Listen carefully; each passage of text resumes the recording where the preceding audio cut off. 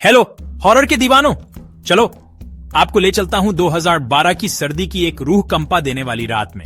मैं अर्जुन और मेरा दोस्त राकेश, हम दिल्ली से लखनऊ की ट्रेन में थे। रात के 11 बजे हमारा सफर शुरू हुआ। हल्के अंधेरे कोच में ठंडी हवा आ रही थी, कुछ लाइट्स काम नहीं कर रही थी।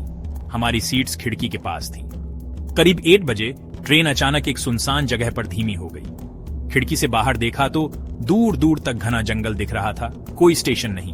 अजीब लगा, पर हमने ध्यान नहीं दिया। तभी एक बूढ़ा आदमी हमारे डिब्बे में आया और बैठ गया।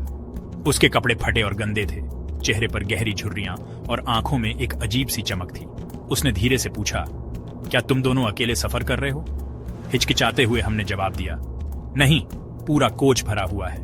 वो मुस्कुराया, पर वो मुस्कुराहट डरावनी थी। फिर उसने कहा, ये ट्रेन उस रास्ते पर चल रही है जहां सालों पहले एक भयानक हादसा हुआ था। पूरी ट्रेन जल गई और सभी यात्री मर गए। हमारी रूह कांप गई। मैंने इसे मजाक समझा, पर उसने जो आगे कहा वो खून जमा देने वाला था। मैं उस हादसे में मर गया था और तब से इसी ट्रेन में सफर कर रहा हूं।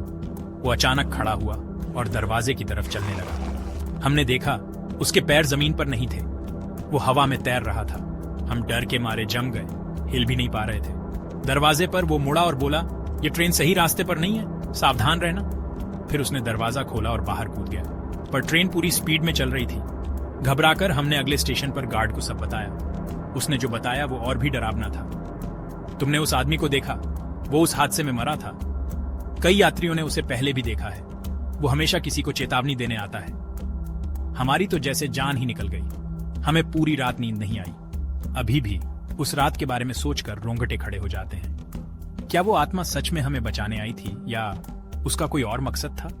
क्या आप कभी ऐसे किसी रहस्यमयी घटना का हिस्सा रहे हैं? अगर आपके भी कोई डरावने अनुभव हैं, तो नीचे कमेंट्स में शेयर करें। अगली बार तक सुरक्षित रहें और लाइट्स जलाकर रखें।